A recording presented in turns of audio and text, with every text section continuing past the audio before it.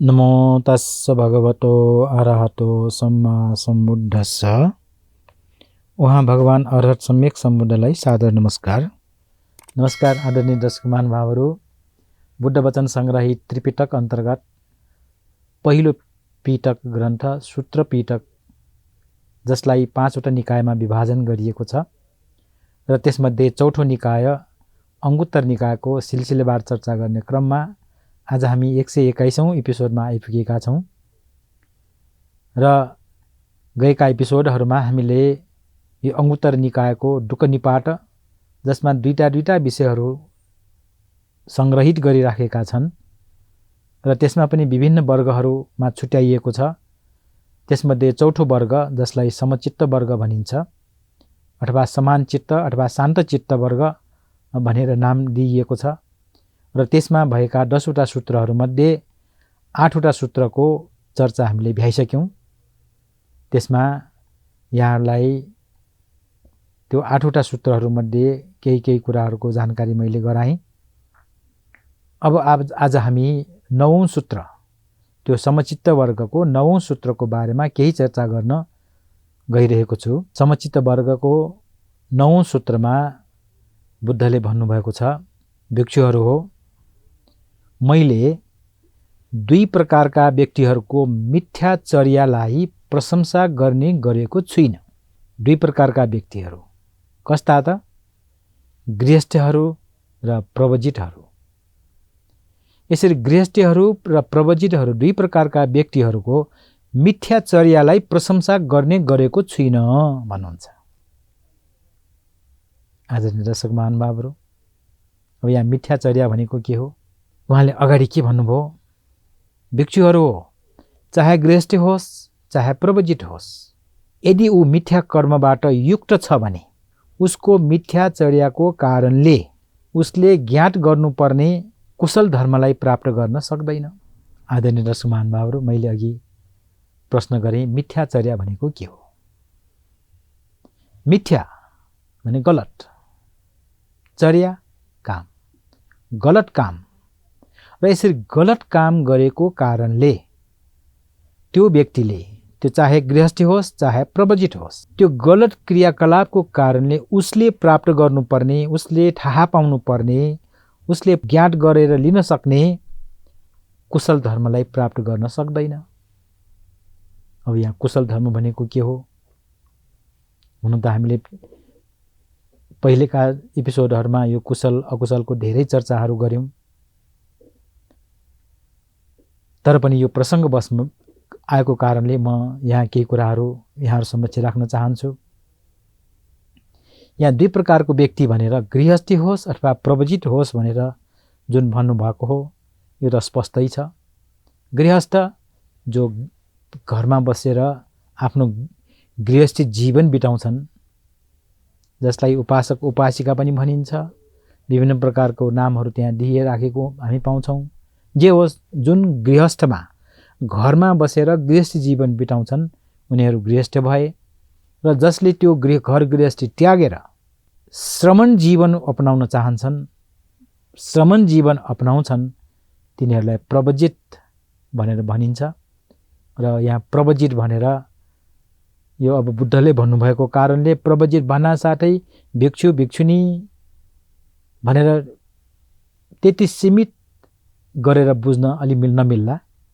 यहाँ प्रवजित भनेको जो घरबार त्यागेर यसलाई अनगार अथवा आगार घर भएको, अनगार घर त्याग गरेको, त्यस्तोलाई प्रवजित भनिन्छ। त्यहाँ भिक्षु भिक्षुनी त स्वाभाविक रूपमा त्यहाँ आइहाल्यो।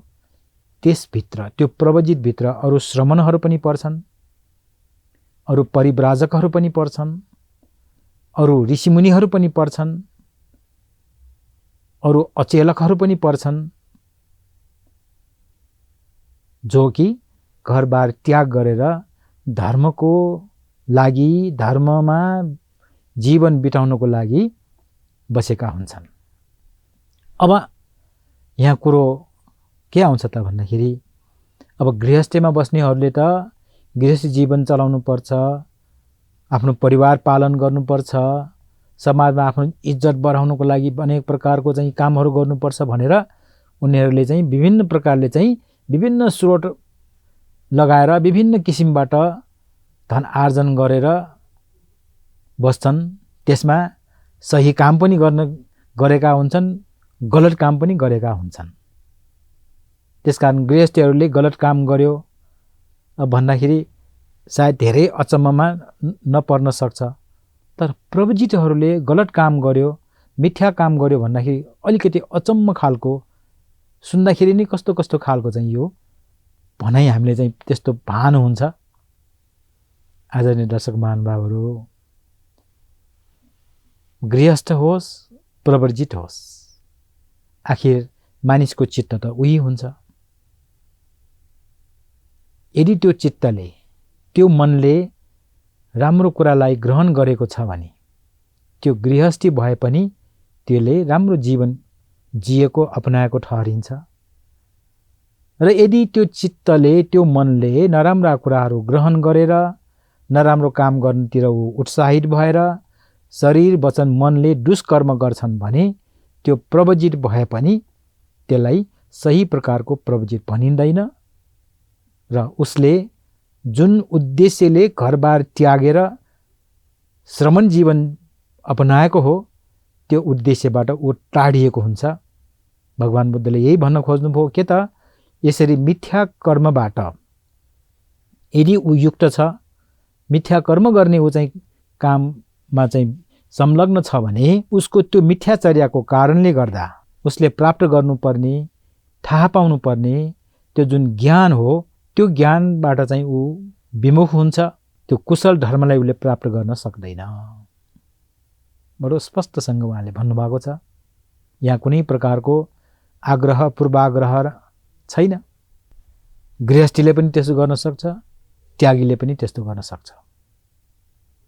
गृहस्थी होस् त्यागी होस्, जो मिथ्या कर्मले युक्त हुन्छ, मिथ्या पनि शरीर वचन मनले, शरीरले 3 प्रकारको मिथ्या कर्म गर्छ, वचनले 4 प्रकारको मिथ्या कर्म गर्छन् र मनले 3 प्रकारको मिथ्या कर्म गर्छ।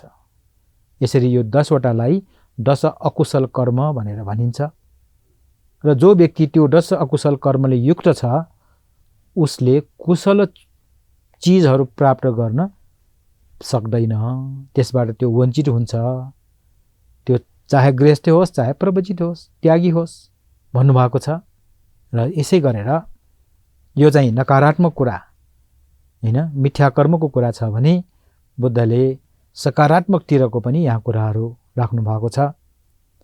जस्तो कि यसै गरी हे भिक्षुहरू हो, मैले 2 प्रकारका व्यक्तिहरूको सम्यक चर्यालाई प्रशंसा गर्ने गरेको छु। सम्यक चर्या भने सही किसिमको चाहिँ काम, सही किसिमको उसको चालचलन, सही किसिमको विधि माने व्यवहार, त्यस्तोलाई म प्रशंसा गर्ने गर्दछु। कसको त, चाहे त्यो गृहस्थी होस् चाहे प्रवजित होस्। मैले अघि पनि निवेदन गरेँ, गृहस्थीले पनि राम्रा कामहरू गर्न सक्छन्। आफ्नो गृहस्थी जीवन चलाउनको लागि, परिवार भरण पोषण गर्नको लागि सही किसिमबाट नैतिकवान भएर धार्मिक पूर्वक कमाएर, धार्मिक पूर्वक मेहनत गरेर कमाएर आफ्नो पनि जीविका गर्न सक्छ, आफ्नो परिवारको पनि पालन पोषण गर्न सक्छ। त्यसमा कुनै पनि दुईमत छैन र कुनै पनि दुविधा छैन र दुविधा रहनु पनि हुँदैन। किन त भन्दाखेरि यो मनुष्य जीवन त्यति सजिलै प्राप्त हुने जीवन होइन। बडो दुर्लभ मनुष्य जीवन प्राप्त गरेको यो समयमा यदि हामीले मिथ्याचर्या गरेर, मिथ्या कर्म गरेर, मन वचन कर्मले गलत काम गरेर हामीले कमायौँ रे, आफ्नो परिवार भरण पोषण गर्नको लागि, आफ्नो काम सुख भोगको पूर्तिको लागि हामीले गर्यौँ रे, तर त्यसको दुष्परिणाम नाउन्जेल मात्रै हो। त्यो आएपछि खप्न गाह्रो हुन्छ र त्यो आउने अवश्यम भावी छ। फेरि यसलाई पट्याउनुस् नपट्याउनुस् मान्नुस् नमान्नुस्, विश्वास गर्नुस् नगर्नुस्, गलत कामको गलत परिणाम आउँछ र असल कामको असल परिणाम आउँछ। यो प्रकृतिको नियम हो, यो विश्वको विधान हो र यसैलाई धर्म भनिन्छ आज फेरि। र धर्म सबैलाई समान रूपमा लागू हुन्छ। धर्मले कसैलाई पनि पक्षपात गर्दैन। धर्मले उच्च नीच जात हेर्दैन, धनी गरिब हेर्दैन, राम्रो नराम्रो हेर्दैन, शिक्षित अशिक्षित हेर्दैन, टाढाको नजिकको हेर्दैन। जसले राम्रो काम गर्यो उसको भलो हुन्छ नै र जसले नराम्रो काम गर्छ उसलाई त्यसको हानि त हुन्छ नै। तसर्थ आदरणीय दर्शक महानुभावहरू, यसरी बडो मुस्किलले पाउने, बडो दुर्लभ यो मनुष्य जीवन प्राप्त गर्ने अवसरमा, प्राप्त गरेको अवसरमा, यो क्षणमा हामीले राम्रो सम्यक चर्या गरेर आफूलाई पनि हित हुने, अरूलाई पनि हित हुने काम हामीले गर्न सक्यौं भने त्यस्तालाई बुद्धले पनि प्रशंसा गर्छु भन्नुभएको छ। र बुद्धले प्रशंसा गरोस् भनेर हामीले गर्ने त्यो मात्रै पनि होइन, त्यो उद्देश्य पनि ठिक होइन, अरूले प्रशंसा गरोस् भनेर गर्ने। तर आफूले आफैलाई प्रशंसा गर्ने सक्ने खालको काम यदि तपाईले गर्नुभयो भने त्यो जस्तो राम्रो प्रशंसनीय काम अरू हुनै सक्दैन। र आफूले कुनै पनि हालतले, कुनै पनि तरिकाले, कुनै पनि यत्नले चाहिँ त्यो कमाउने, संग्रह गर्ने काम गर्दाखेरि यदि त्यहाँ अनैतिक काम गरेर, अधार्मिक काम गरेर, अरूलाई रुवाएर, अर्काको सम्पत्ति जबरजस्ती हडपेर, यो अर्काको सम्पत्ति जबरजस्ती हडप्नेमा अलिकति म यहाँ समक्ष चाहिँ के स्पष्ट गर्न के चाहन्छु त भन्दाखेरि त्यो जबरजस्ती चोरेर लिएको, डाका डालेर लिएकोलाई मात्रै जबरजस्ती लिएको भनिँदैन। त्यो त जबरजस्ती लिएको भयो नै, तर अर्काको चित्त दुख्ने गरिकन नाजायज किसिमबाट कुनै काम गरेको बापतमा चाहिँ उसको चित्त दुख्ने गरिकन पैसा लिने जस्तो घुस, त्यसरी घुस माग्नु, घुस लिनु पनि त्यो चोरी नै हो। किन? त्यो दिने मान्छेले स्वइच्छाले स्वस्फूर्त रूपमा दिएको होइन, उसले त बाध्य भएर चित्त दुखाइको दिएको हुनसक्छ। कसैले कसैको काम गरिदिएर खुसी भएर दिनु, त्यो एउटा पुरस्कारको रूपमा हामीले ग्रहण गर्न सक्छौँ, त्यसलाई चाहिँ पुरस्कारको रूपमा हामीले भन्न सक्छौँ। तर यति दिए मात्रै म काम गरिदिन्छु, नभए गर्दिन भनेर त्यस्तो अट्टो थापेर बाध्य पारेर कसैले कसैको चाहिँ काम गरेर लियो भने त्यो अदिन्नादान अथवा त्यो चोरी काम नै हो। भला त्यसले चाहिँ जबरजस्ती लिएन, देख्ने गरिकन त्यो चोरले जस्तो, डाकाले जस्तो डाका मारेर लिएन, तर अप्रत्यक्ष रूपमा उसले चाहिँ त्यो उसको सम्पत्ति हडपेकै हो र त्यो चोरी काम नै हो। आदरणीय दर्शक महानुभावहरू, यसलाई सम्यकचर्या भनिँदैन, मिथ्याचर्या भनिन्छ। र मिथ्याचर्याले के गर्छ? मैले अघि पनि निवेदन गरेँ, यहाँहरूलाई पनि जानकार छ, यहाँहरू पनि जानकार हुनुहुन्छ, गलत कामको गलत परिणाम त आउँछ नै, ढिलो चाँडो। र यसरी यो दुर्लभ मनुष्य जीवन प्राप्त गरेको क्षणमा हामीले आफ्नो जीवनलाई यसरी दुष्कर्म गरेर, मिथ्या कर्म गरेर, मिथ्याचर्या गरेर हामीले चाहिँ यदि बिताउन पर्यो, बिताउन हामीले चाहिँ खोज्यो भने त्यो जस्तो घाटा, त्यो जस्तो दुर्भाग्य अरू हुनै सक्दैन। त्यसको ठिक विपरीत यो जीवनलाई हामीले सार्थक रूपमा जिएर आफू पनि जिउँ, अरूलाई पनि जिउन दिउँ। म आफू पनि अकुशल कर्म गर्दिन, अरूलाई पनि सकेसम्म गराउँदिन भनेर चाहिँ कुशल कर्मतिर तपाईँ बढ्नुहुन्छ, कुशल कर्मको अभ्यास गर्नुहुन्छ र कुशल कर्म गर्नुहुन्छ भने त्यो जस्तो राम्रो सौभाग्य तपाईले अरूको पाउनै सक्नुहुन्न। किन? त्यो कुशल कर्मले हामीलाई कहाँसम्म लान्छ त? त्यसले त्यो कुशल कर्मको कारणले, कुशल परिणामको कारणले, त्यो कुशल व्यवहारको कारणले यो दुःखमुक्तिसम्मको यात्रा हामीले तय गर्न सक्छौं। जुन दुःखमुक्तिको जुन अवस्था हो, भगवान बुद्धले जुन बताउनु भएको निर्वाणको अवस्था हो, त्यहाँसम्म सजिलैसँग जान सकिन्छ कुशल कर्मको कारणले। तसर्थ भगवान बुद्धले के भन्नुभयो? यो जुन सम्यक चर्याको कारणले उसले ज्ञात गर्नुपर्ने, उसले लिनुपर्ने, सिक्नुपर्ने, जान्नुपर्ने कुरालाई चाहिँ प्राप्त गर्छ, कुशल धर्मलाई प्राप्त गर्न सक्छ, त्यो भनेको त्यो उसको लागि कल्याणको कारण हुन्छ। त्यो चाहे गृहस्थले गरेको होस्, चाहे त्यो प्रवजित अथवा त्यागीले गरेको होस्। आदरणीय दर्शक महानुभावहरू, यहाँ भगवान बुद्धले प्रयोग गर्नुभएको शब्दलाई बडो विचार गरेर हामीले चाहिँ एनालाइसिस गर्न सक्छौं, विश्लेषण गर्न सक्छौं। यहाँ बुद्धले प्रयोग गर्नुभएको प्रवजित शब्द, यहाँ बुद्धले भिक्षु भिक्षुनी मात्रै शब्द प्रयोग गर्नु भएन। प्रवजित माने घरबार त्याग गरेका। मैले अघि पनि निवेदन गरेँ, त्यसमा विभिन्न प्रकारका श्रमण, विभिन्न प्रकारका यो परिव्राजकहरू, विभिन्न प्रकारका सन्तहरू, सन्यासीहरू, जेसुकै नाम दिनुस्, तर अर्थ चाहिँ के त भन्दाखेरि घरबार त्याग गरेको, आफ्नो सरसम्पत्ति त्याग गरेर धर्मको लागि आफ्नो जीवन अर्पण गर्ने व्यक्तिहरू पनि विभिन्न कारणले गरेर, यो चित्तलाई चाहिँ सम्हाल्न नसकेको कारणले गरेर, चित्तको स्वभावलाई थाहा नपाएको कारणले गरेर, यो प्रकृतिको नियमलाई थाहा नपाएको कारणले मिथ्या आचरणतिर लाग्न सक्छ। र त्यो मिथ्या आचरणमा लागेपछि उसको त्यहाँ हित सुख कल्याण हुने कुनै पनि गुन्जाइस रहन्न। तर गृहस्थी नै किन नहोस्, उसले राम्रो सम्यक आचरण यदि गर्यो भने उसले प्राप्त गर्नुपर्ने, थाहा पाउनुपर्ने कुशल चित्त, कुशल धर्महरू प्राप्त गर्छन् र आफ्नो जीवनलाई धन्य धन्य पार्छन्।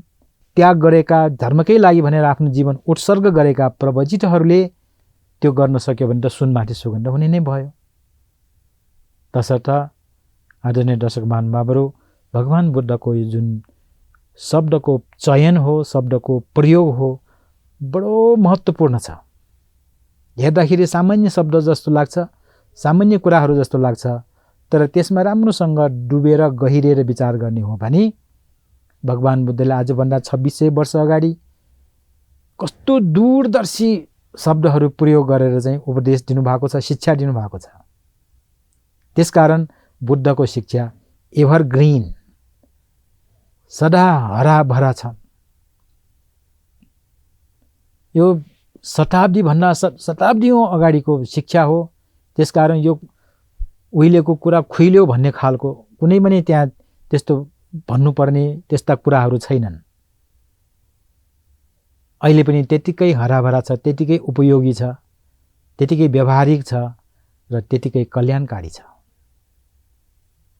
तसर्थ दर्शक महानुभावहरू, हामीले अङ्गुत्तर निकायलाई चाहिँ उद्देश्य गरेर, अङ्गुत्तर निकायलाई चाहिँ एउटा लक्ष्य राखेर यो चर्चाहरू गर्यौं। तर त्यही दौरानमा यो व्यावहारिक कुराहरू, व्यावहारिक पक्षका कुराहरूको पनि धेरै चर्चाहरू हामीले गर्न पायौं। र यसरी दुई प्रकारका व्यक्तिहरू, गृहस्थ होस् अथवा प्रवजित होस्, उनीहरूले मिथ्या आचरण गर्नाले उसले अकुशल धर्मबाट ऊ विमुख हुन्छ, कुशल धर्मबाट ऊ विमुख हुन्छ, अकुशलतिर टार्न सकिन्छ। र जसले सम्यक आचरण गर्छ, सम्यक चर्या गर्छ, उसले प्राप्त गर्नुपर्ने कुशल धर्महरू प्राप्त गर्न सक्छन् भन्ने कुराहरू यो 9औं सूत्रमा हामी पाउँछौं। र यसैगरी यही समचित्त वर्गको 10औं सूत्रमा, अन्तिम सूत्रमा चाहिँ उहाँले के भन्नुभयो? भिक्षुहरू हो, जो भिक्षुले आफूले नराम्ररी ग्रहण गरिराखेको व्यञ्जनयुक्त सूत्र व्यञ्जनयुक्त सूत्रको अर्थ र धर्मलाई श्रेष्ठ भनी व्यक्त गर्दछ त्यो बहुजनको लागि अहित, असुख र अनर्थकारी हुन्छ तथा देव मनुष्यहरूको लागि दुःखको कारण बन्छ। त्यस भिक्षुले अधिक अपुण्य कमाउँछ र सद्धर्मको अन्तर्ध्यान गराउँछ। आदरणीय दर्शक महानुभावहरू, अब यहाँ चाहिँ उहाँले भिक्षुलाई नै सतर्क गराएर यो भन्नुभएको हामी पायौँ। त्यस्तो भिक्षु जसले बुद्धका शिक्षालाई ग्रहण गरिराखेको छ तर नराम्रो किसिमबाट, उल्टो किसिमबाट, अनर्थ किसिमबाट, र त्यसैलाई श्रेष्ठ छ, यो नै राम्रो धर्म हो भनेर चाहिँ यदि उसले भन्छ भने त्यो सबैको लागि चाहिँ अहित, असुख हुने काम भयो भनेर चाहिँ उहाँले सतर्क गराउनु भएको छ। र त्यति मात्रै होइन, त्यसरी आफ्नो गलत दृष्टिकोणलाई, आफ्नो गलत शिक्षालाई, आफूले गलत किसिमबाट ग्रहण गरेको कुरालाई सही छ भनेर चाहिँ यदि कसैले भन्छ भने त्यो उसको लागि पनि अपुण्य कमाउने चाहिँ कारक हुन्छ। अपुण्य कमाउनु भनेको र पाप कमाउने भयो। र त्यति मात्रै नभएर सद्धर्मको अन्तर्ध्यान पनि गराउँछ। र यो सद्धर्मको अन्तर्ध्यानको विषयमा गएका एपिसोडमा पनि मैले यहाँहरूसम्म चाहिँ कुराहरू राखेको थिएँ। सद्धर्म जुन धर्म कि सत्यसँग आबद्ध भएको, सत्यसँग सम्बन्धित, जुन धर्ममा सत्य छ त्यसैलाई सद्धर्म भनिन्छ। र त्यो सद्धर्म भनेको फेरि त्यो कहीँ लेखेर कहीँ कुँडेर बस्ने होइन, हाम्रो मनभित्र हुनुपर्दछ। हाम्रो मन, हाम्रो चित्तभित्र यदि सत्ययुक्त कुराहरू छ भने त्यहाँ सद्धर्म भयो, त्यो सद्धर्म चाहिँ त्यहाँ विद्यमान भयो। र यदि त्यो सत्य धर्म आफ्नो मनबाट विचलित भयो भने त्यो सद्धर्म अन्तर्ध्यान भएको भनिन्छ। र त्यो सद्धर्म अन्तर्ध्यान कहाँबाट भयो त भन्दाखेरि सही कुरालाई गलत किसिमबाट बुझेको छ। बुद्धले सिकाउनु भएका कुराहरू जुन कि विभिन्न व्यञ्जनले युक्त छ, व्यञ्जन भनेर फेरि यहाँ खानेकुराको परिकार भन्न खोजेको होइन। बुद्धका शिक्षाहरूमा विभिन्न प्रकारका अर्थहरू छन् र एउटै शिक्षामा पनि त्यसमा सँगसँगै त्यसको परिपूरक विषयवस्तुहरू छन्। जस्तो अब सप्ततिंश बोधिपक्षीय धर्म भनियो। सप्ततिंशले 37वटा त त्यसमा शब्दले थाहा हुन्छ। अब त्यो 37वटा के हुन् त? र त्यो 37वटाको नि विशेषताहरू के हुन् त? त्यो विशेषताहरूको फाइदाहरू के हुन् त? यसरी राम्रोसँग व्याख्या गरिएको छ। तिनीहरूलाई चाहिँ व्यञ्जनयुक्त भनेर भनिन्छ। र सप्ततिंशलाई चाहिँ त्यसको अर्थ, सप्ततिंशको ठाउँमा चाहिँ 37को ठाउँमा चाहिँ अरू अर्थ लगाएर चाहिँ बुझ्यो भने त्यो त गलत किसिमबाट बुझिएको भयो। त्यो अर्थ त गलत किसिमबाट बुझिएको भयो। र त्यसरी गलत किसिमबाट बुझिएको, त्यसको व्यञ्जनलाई पनि गलत किसिमबाट अर्थ्याइएकोलाई नै श्रेष्ठ भनेर बसियो भने त्यो उसले धोका खान्छ। र हुँदा हुँदा यो सद्धर्म अन्तर्ध्यान पनि गराउँछ भनेर उहाँले सतर्क गराउनु भयो भने यसैको ठिक अर्को सकारात्मक रूपमा चाहिँ उहाँले के भन्नुभयो त भन्दाखेरि जो भिक्षुले आफूले राम्ररी ग्रहण गरिराखेको व्यञ्जनयुक्त सूत्रको अर्थ र धर्मलाई यथार्थ रूपमा प्रकट गर्दछ, यथार्थ रूपमा व्यक्त गर्दछ भने त्यो बहुजनको लागि हित, सुख र अर्थकारी हुन्छ तथा देव मनुष्यहरूको सुखको कारण बन्छ। र त्यस भिक्षुले अधिक पुण्य कमाउँछ र सद्धर्मलाई स्थिर गराउँछ। आदरणीय दर्शक महानुभावहरू, बडो मार्मिक कुराहरू पनि यहाँ हामी पाउँछौँ। यो धर्मलाई कसरी स्थिर बनाउने, यो धर्म कसरी अन्तर्ध्यान हुन्छ र यो धर्म स्थिर गर्ने र अन्तर्ध्यान गर्ने कहाँ हो, यो कुरालाई बुझ्नु जरुरी छ। प्रत्येक मानिसको मनमा सत्यसँग आबद्ध भएको कुराहरू रहन्छ भने त्यहाँ सद्धर्म स्थिर भयो। र यदि त्यो सत्यसँग सम्बन्धित कुराहरू त्यहाँ छैन भने त्यसले चाहिँ सद्धर्म अन्तर्ध्यान भएको ठहरिन्छ। र यो त्यो सद्धर्म स्थिर हुनु र अन्तर्ध्यान हुनुमा के छ त? जुन शिक्षालाई बताइएको जसरी बताइएको त्यसरी नै बुझ्यो भने सधर्म स्थिर भयो। होइन त्यसलाई गलत किसिमबाट ग्रहण गरेर गलत किसिमबाट अर्थ्याएर त्यसको व्यञ्जनलाई त्यसको अर्थलाई चाहिँ गलत किसिमबाट व्याख्या गर्यो भने त्यो सधर्म हराउने हुन् भनेर हामीले बुझ्नुपर्छ। र सद्धर्म स्थिर गर्दाखेरि मानिसको जीवन जुन दुर्लभ जीवन हो त्यो सफलीभूत पार्नलाई मद्दत गर्छ। यदि त्यो सधर्म अन्तर्ध्यान भयो, त्यहाँ धर्म सत्यको कुराहरू चाहिँ त्यहाँबाट लोप भयो भने उसले आफ्नो जीवनलाई चाहिँ बर्बाद पारेको चाहिँ ठहरिन्छ। यसरी बडो जीवन उपयोगी कुराहरू, बडो व्यावहारिक कुराहरू र जन्म जन्मान्तरसम्म हित सुख कल्याण गर्ने कुराहरू बुद्धले यसरी भन्नुभएको हामी पाउँछौँ।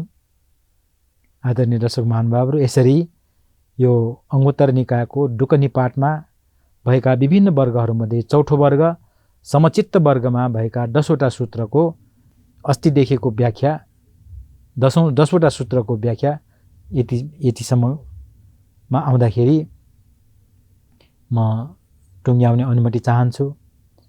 र यो एपिसोडको समय पनि सकिएको सङ्केत पाएको कारणले म बिदा पनि हुन चाहन्छु। ध्यानपूर्वक हेरिदिनु भएकोमा यहाँलाई धेरै धेरै धन्यवाद छ। भवतु सब मङ्गलम्।